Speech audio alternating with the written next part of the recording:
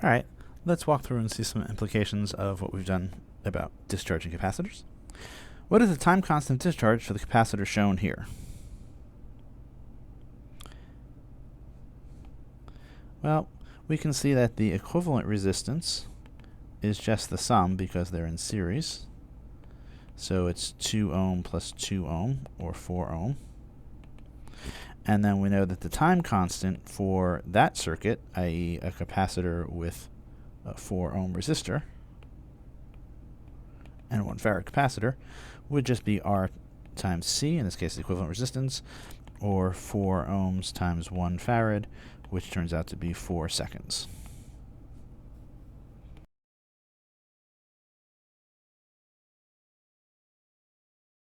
Alright, since exponential decay has never actually reached 0, in other words, e to the minus any real number is still a non-zero number, technically the capacitor is never fully discharged.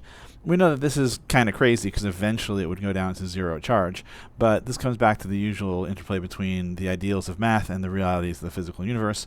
What we really want is to get the charge down to a small enough number that we can't measure it and therefore can effectively consider it to be 0.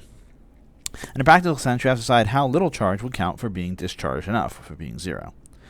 To illustrate this, find the time that it takes for a capacitor to discharge to 1% of its initial charge. Answer in terms of multiples of tau. That is, answer as 2 tau or 3.5 tau or whatever. And because we're doing it in terms of tau, we don't really need to know what R or C are, just what their combination would be, and we just want multiples of that. So we can do this in a very generic sense, and we will go back to using Q is Q0 e to the minus t over tau.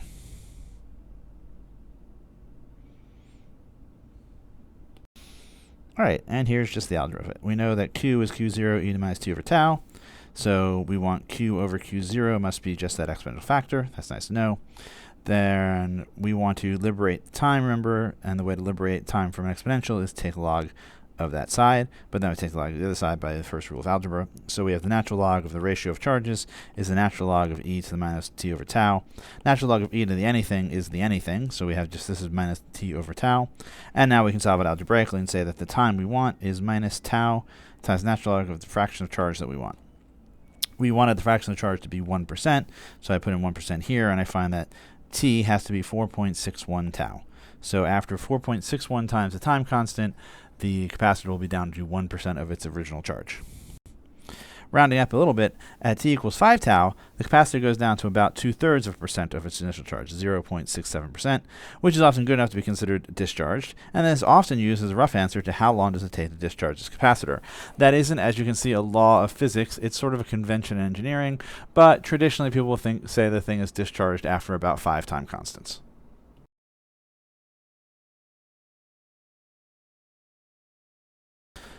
Alright, this capacitor is charged by being connected to a 12-volt battery for some length of time, and then removed and placed in the circuit shown. What is the current in amps through the resistor immediately after the switch is thrown?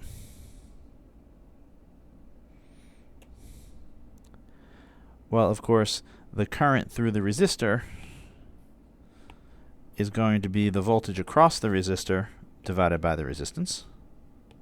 And then we do a quick Kirchhoff's law loop.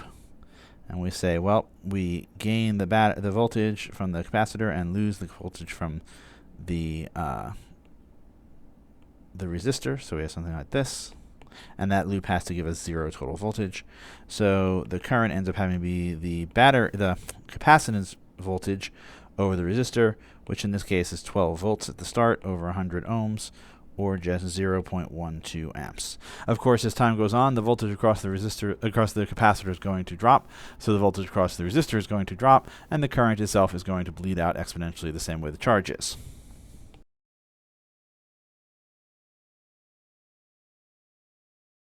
Small edit here, the capacitor had been mislabeled. It should be 400 microfarads. It says the capacitor is charged by being connected to a 12-volt battery, then removed and placed in the circuit shown. How much time in seconds passes before the capacitor can be considered discharged? Well, we know that 1 tau is RC. So 100 ohms times 400 times 10 to the minus 6 farads. So 4 times 10 to the 4 times 10 to the minus 6 seconds. which is 0.04 seconds, or about 400ths of a second. But what we really want, the discharge time, is 5 tau traditionally, so it's going to be 0.20 seconds. Also note that while the change in the capacitance here certainly changed the time constant and therefore our answer, it doesn't change the initial current, which didn't depend on the capacitance, only depended on the voltage to which the capacitor had been connected.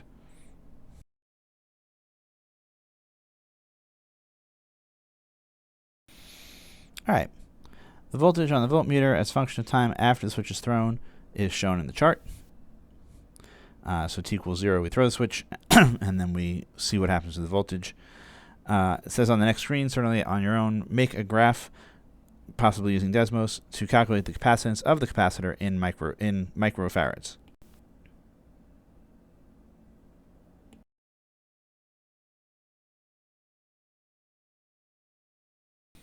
So here I've graphed our time and voltage like this, and then I tell Desmos I'm going to model the voltage as some initial voltage times that exponential. Here, Desmos doesn't really like tau, so I use t sub 0 for the time constant. Not a big deal. And we go down here and we say this says that the initial voltage should be 9.07, and the time constant should be about 3.52 seconds. We were given that the resistor is 25 kiloohms, which is written literally there as 25 times 10 to the 3 ohms. And then we know the capacitance is tau over the resistance, so it turns out to be that ludicrously small number, which when we divide by 10 to the 6, we would get, so we divide by 10 to the minus 6, we would get 141 microfarads. So that's what the capacitance must have been. You can imagine finding yourself in a situation where you don't have access to the Desmos or a general fit program, like, being on a desert island or maybe taking the AP exam. In that case, there's a clever hack called semi-log plotting. Let's define a variable called capital Y and make it equal to the natural log of V. So then we can say that that's equal to natural log of the V0 times the exponential, which log of a product is the sum of the logs. So we just get log V0 plus log e minus t over tau. But of course, log of e to the something is just the something, so we end up with log v0 minus t over tau log e. Log e, of course, is 1. And so in the end, we end up getting that y is some number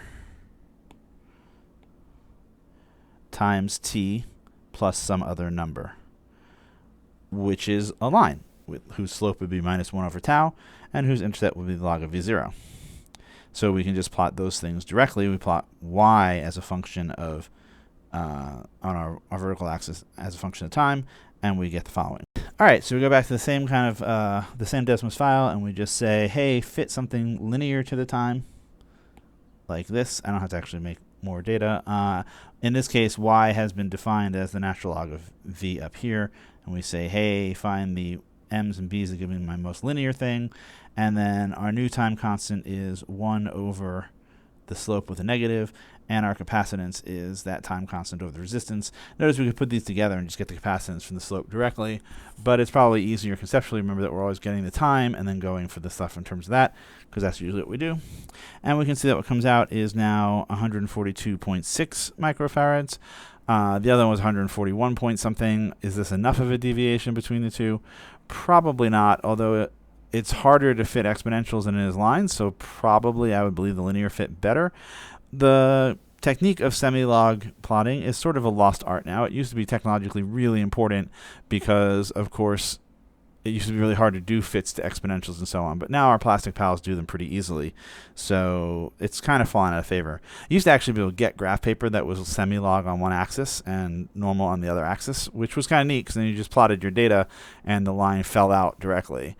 The advantage here is that the human eye is much better at judging the quality of a fit for a linear thing than for an exponential thing, and so it's pretty easy to get a kind of a visual grasp of whether it's a good fit or not. Here, this looks like it, for instance, a pretty decent fit, and so I believe it pretty well.